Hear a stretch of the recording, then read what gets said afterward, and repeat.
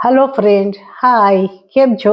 આજે હું તમારા માટે બહુ જ સરસ ટીપ લઈ આવી છું કે જે હેરને લગતા કોઈ પણ પ્રોબ્લેમ હશે, હેરફોલ થતા હશે, ડેન્ડ્રફ હશે, વાળ એકદમ રૂખા સુખા થઈ ગયા હશે, તો એકદમ સિલ્કી અને હેલ્ધી હેર માટેની હું આજે બહુ સરસ ટીપ લઈ આવી છું.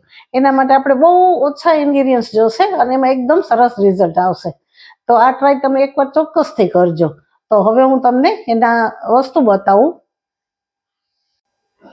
આ છે હૂંફાળું કોપરેલ તેલ, આ છે અડધું લીંબુ. એને આપણે થોડાક ડ્રોપ્સ કોપરેલમાં નાખી દેશું, થોડુંક બાકી રાખશું. હવે આ જે કોપરેલ તેલ છે એને સરસ રીતે મિક્સ કરી અને આખા માથામાં બહુ સરસ રીતે મસાજ કરવાનો છે. તમે તેલ મસાજ કરીને અડધી કલાક 1 કલાક એવી રીતે રાખી શકો. એટલે ઓઇલ મસાજ થઈ ગયો. હવેના જે વસ્તુઓ છે એ તમને બતાવીશ કે મેં આ મેથી દાણા આખી રાત પલાળી રાખ્યા છે અને સવારે હજી એની પ્રોસિજર જે કરું એ તમને બતાવું. અને આ છે તે ભાતનું ઓસામણ છે. ઘણા લોકો ઓસાવીને ભાત કરતા હોય છે, એનું આવું ઘટ ઓસામણ જોઈએ આપણે, પતલું નહીં પણ આવું ઘટ ઓસામણ.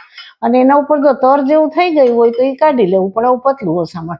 હવે જે મેથી દાણા છે એને આપણે આ રીતે પાણીમાં હાથેથી જ આવી રીતે કરવાના છે, એકદમ હાથેથી મસળી લેવાના છે ખૂબ જ સરસ રીતે. એટલે પલળેલા મેથી દાણાનો જે બધો રસકસ હશે ને એ સરસ રીતે પાણીમાં આવી જશે. આ તમારે કોઈ પણ પ્રકારના હેરફોલ કે હેર ટ્રીટમેન્ટ કાંઈ પણ કરવી હશે, સિલ્કી હેર કરવા હશે, ડેન્ડ્રફ હશે, વાળ ઉતરતા હશે, ખરતા હશે, બરછટ હશે, કાંઈ પણ હશે ને તો તમને બહુ સરસ કામ આવશે. હવે આ સાદી ગરણી છે, એનાથી આપણે આ મેથીનું પાણી ગાળી લઈએ.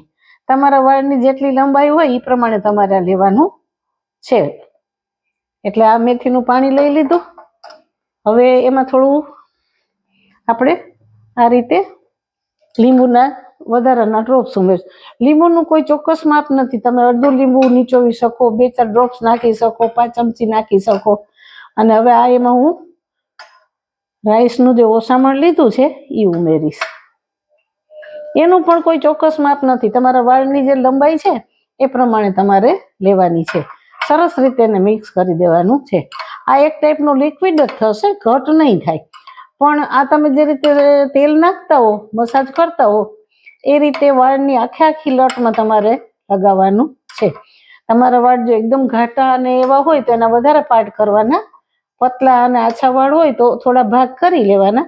અને પછી આ રીતે તમારે સરસ મજાનું આ લિક્વિડ નાખવાનું છે અને 10 થી 15 મિનિટ આ વાળમાં રહેવા દેવાનું. અને પછી તમે આનું રિઝલ્ટ જોશો તો એટલું સરસ આવશે. તો આજે મેં લિક્વિડ બનાવ્યું એ તમે વાળમાં એકદમ સરસ રીતે સ્પ્રેડ કરી દેજો, લટે લટે લગાવજો અને 10 થી 15 મિનિટ રહેવા દઈ અને તમે જે કોઈ શેમ્પૂથી વોશ કરતા હોય એનાથી હેર વોશ કરજો અને પછી આનું રિઝલ્ટ જોજો, એટલું સરસ આવશે. આ તમે મારી ટિપ્સ છે વીકમાં 1 વખત જરૂરથી કરી શકો અને તમે જરૂરથી ટ્રાય કરજો અને મને કોમેન્ટ બોક્સમાં જરૂર જણાવજો કે આનું રિઝલ્ટ તમને કેવું લાગ્યું. દરેક પ્રકારના વાળ માટે આ જરૂરી છે. તો ફ્રેન્ડ, આ વિડીયો તમને ગમે તો લાઈક, શેર અને સબસ્ક્રાઈબ જરૂર કરજો.